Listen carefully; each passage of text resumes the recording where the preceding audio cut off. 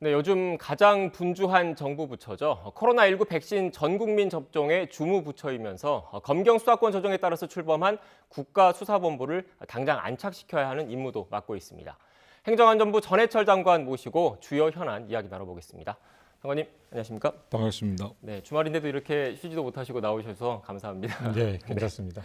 일단 연초다 보니까 각 부처별로 대통령 업무 보고가 좀 진행되고 있지 않습니까? 행정안전부는 언제 업무 보고가 있었습니까? 예, 지난 월요일 날 했었습니다. 네. 업무 보고 대통령께 업무 보고를 했고요.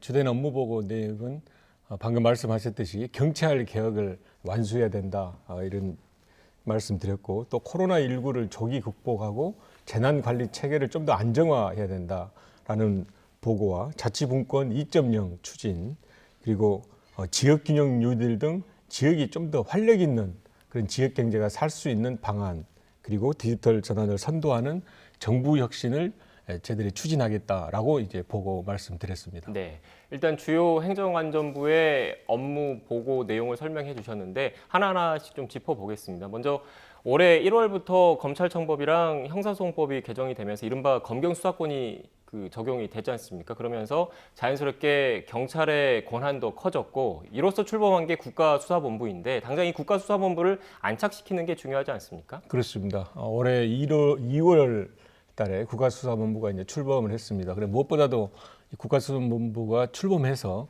경찰의 수사 역량을 키우는 것 하나하고 그리고 수사권 독립을 이룰 수 있는 그런 방안을 마련하기 위해서 국가수사본부가 출범을 했는데 실제로 이 경찰의 수사가 지금하고 조금 다른 것은 수사심사관이라든지 책임수사지도관 등 수사를 할 때 촘촘하게 수사 역량을 키울 수 있는 방안을 만들고 있고요.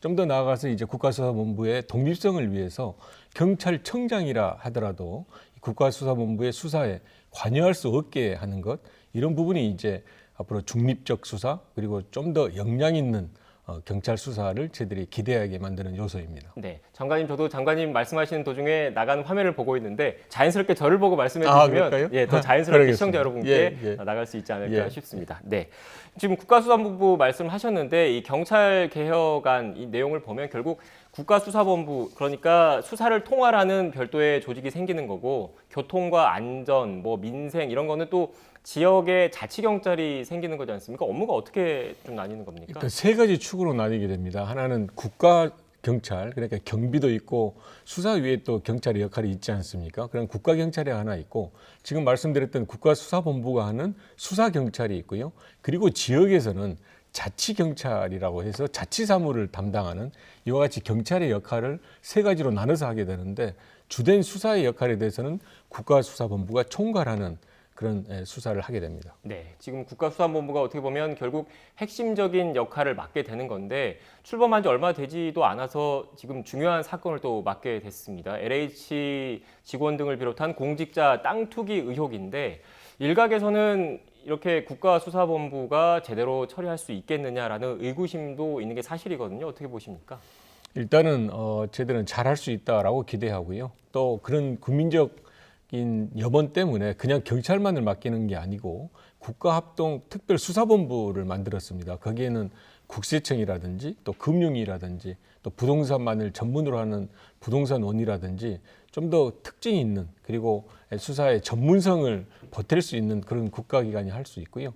그 인원만 해도 약 770여 분 가까이 됩니다. 굉장히 큰 규모로 해서 수사본부를 만들었고 경찰은 중앙뿐만이 아니고 지역에 특히 3기 신도시를 관할하는 경기 남부, 경기 북부, 인천이라든지 거기에는 특별수사단을 만들고 나머지 15개 시도에 대해서도 팀을 만들어서 적어도 이번만은 모든 역량을 발휘해서 수사를 하겠다 그런 각오로 수사에 임하고 있습니다. 네, 이런저런 조직이 많이 거론이 되기 때문에 좀 헷갈릴 수 있을 것 같아서 시청자 여러분께 좀 정리를 해드리면 일단 경찰과 국세청, 금융위원회 등이 포함된 수사를 전담하는 특별수사단이 생긴 것이고 특별수사본부가 생긴 거죠. 특별수사본부가 생긴 것이고 그렇습니다. 그와 별도로 며칠 전에 정세균 총리가 발표를 했던 정부 합동조사단이 있는 거지 그렇습니다. 않습니까? 그런데 이 국수본의 수사 역량에 대해서 의문을 제기하고 지적을 하시는 분들의 상당수는 이 수사 기능, 수사 파트에 왜 검찰이 포함되지 않았느냐라는 지적인 것 같아요. 그런데 검찰도 참여하긴 했는데 이 특별수사본부가 아니라 합동조사단에 참여한 거죠.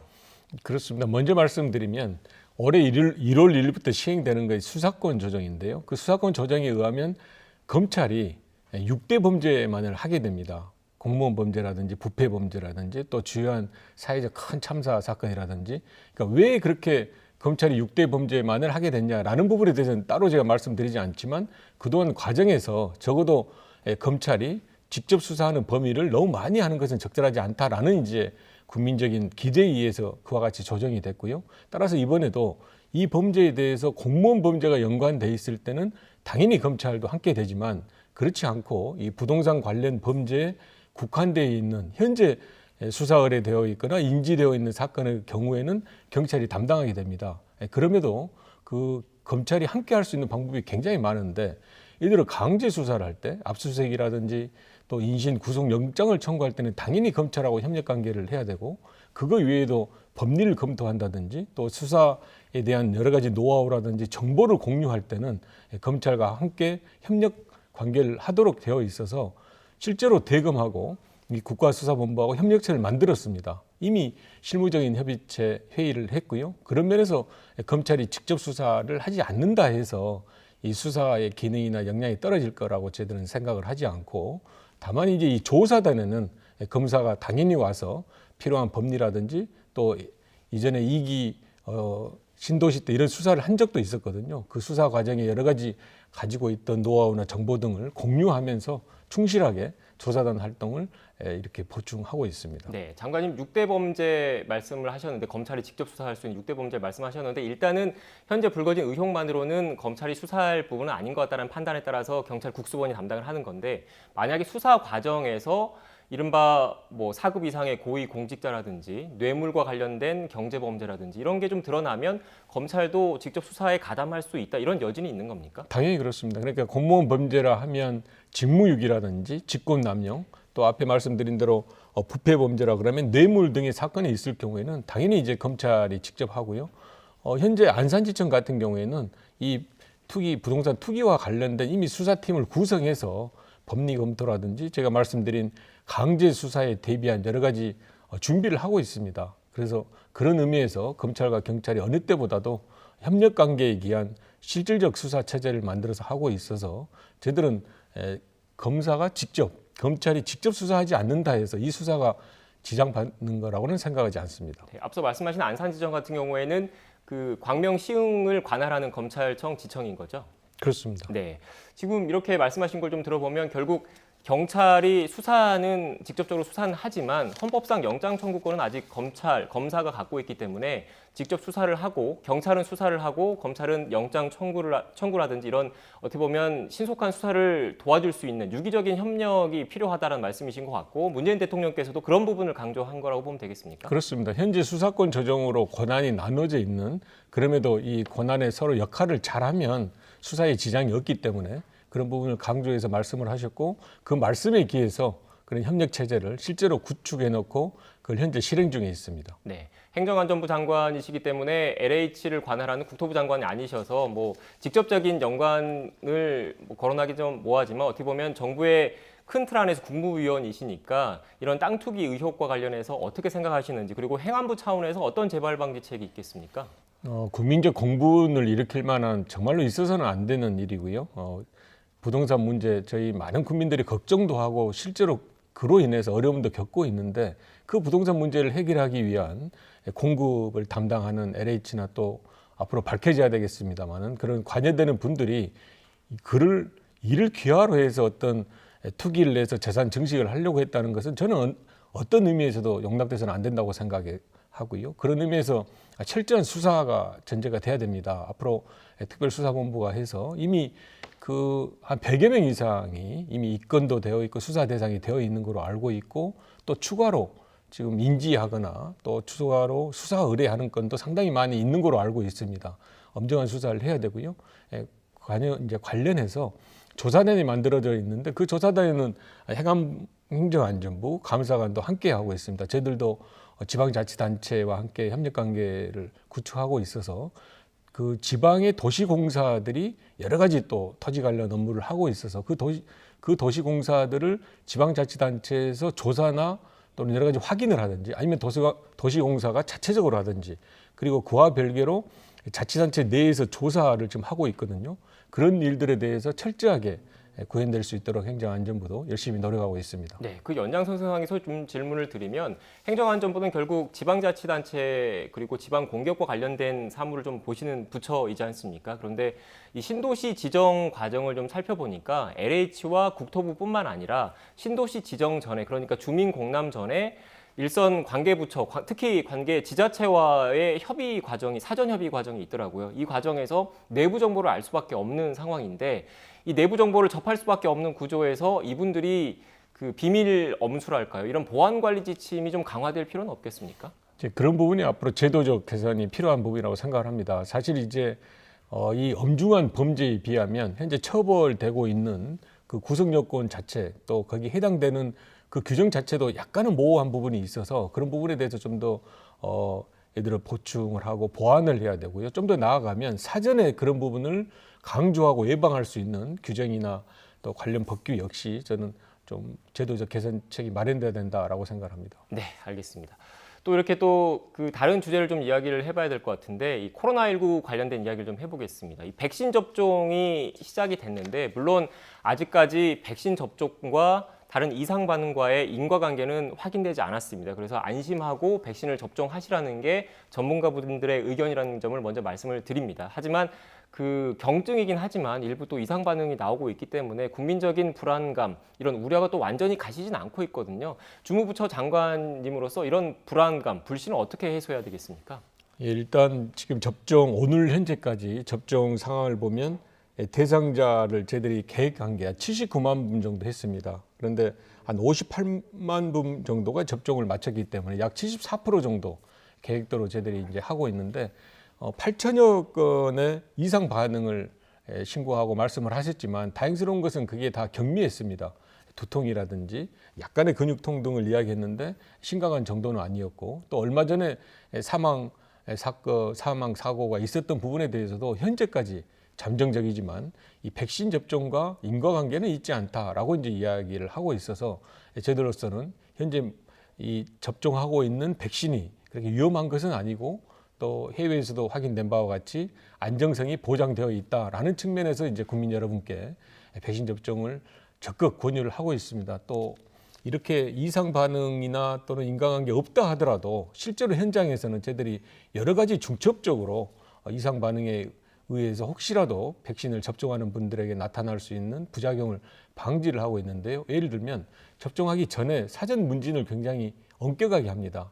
어떤 이상, 몸에 이상이 있다든지, 또 접종 이후에는 상당 기간 30분 이상을 쭉 추이를 살피면서 이상 여부를 살펴보고 3일 뒤에는 다시 문자로 저희들이 이상 여부를 확인하고요.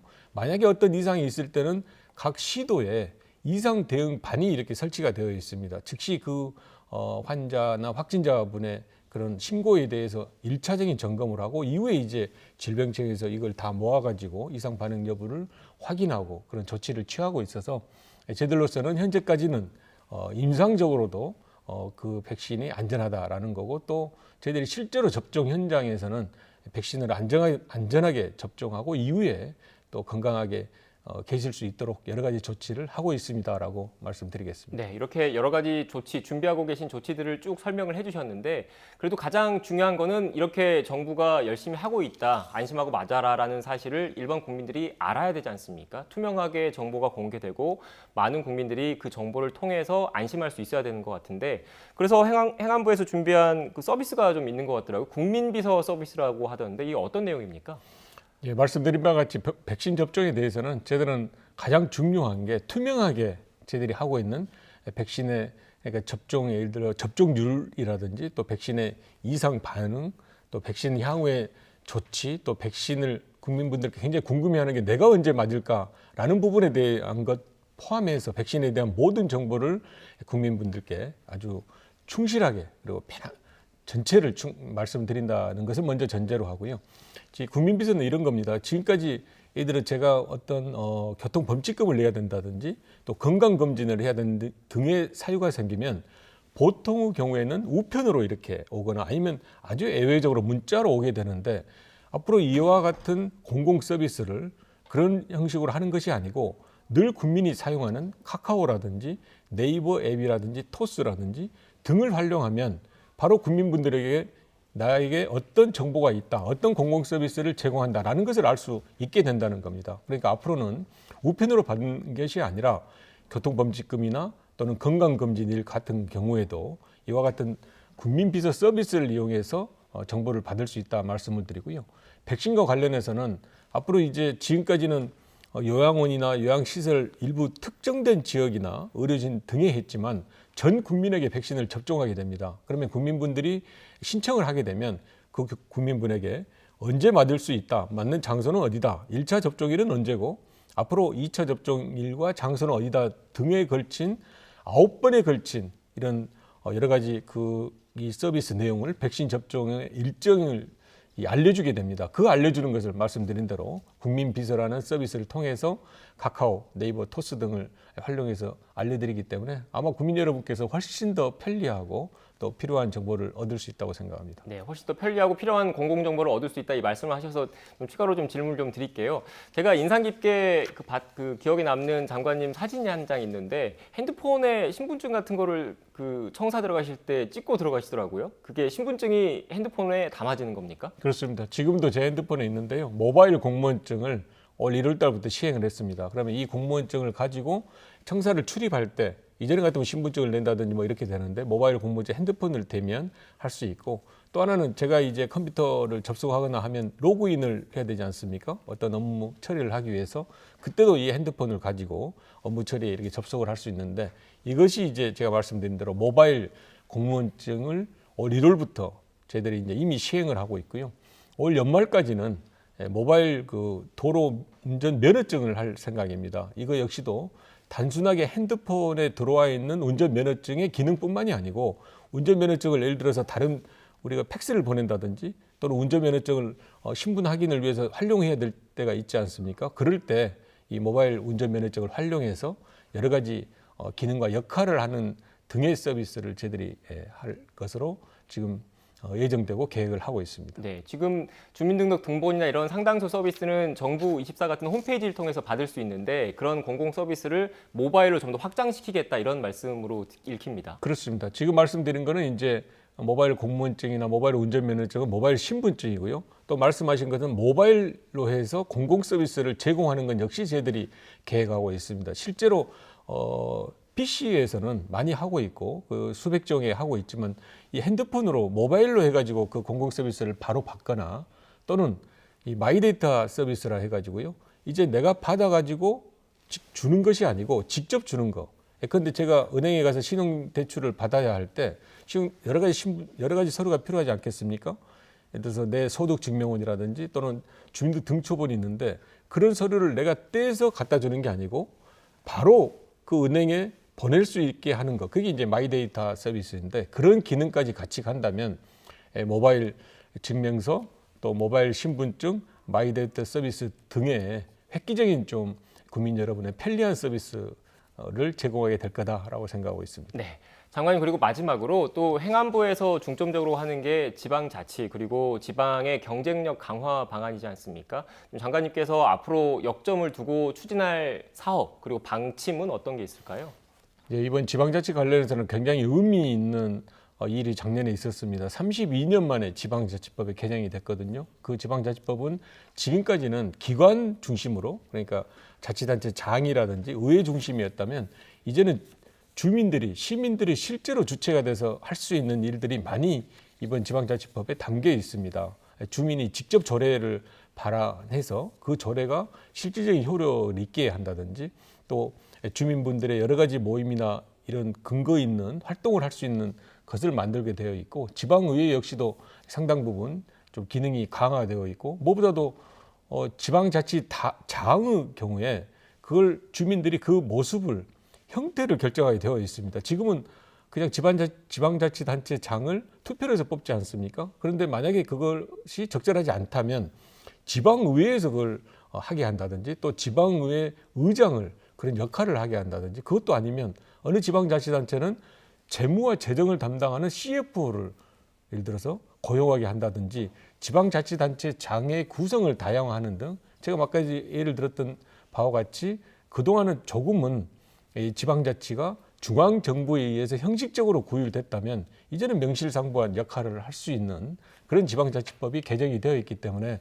이 후속 법률을 잘 저희들이 시행령 포함해서 잘하면 지방자치법에 대한 새로운 그런 시대가 열린다고 생각해서 저희들은 자치분권 2.0으로 명명하고 올해를 자치분권이 활짝 펴는 그런 시대로 만들고자 노력하고 있습니다. 네, 알겠습니다. 앞으로도 열심히 일해 주시길 바라겠습니다. 휴일인데 이렇게 나와주셔서 다시 한번 감사드리고요. 지금까지 전해철 행정안전부 장관 모시고 행안부 관련된 각종 현안에 대한 이야기 나눴습니다. 오늘 말씀 고맙습니다. 고맙습니다.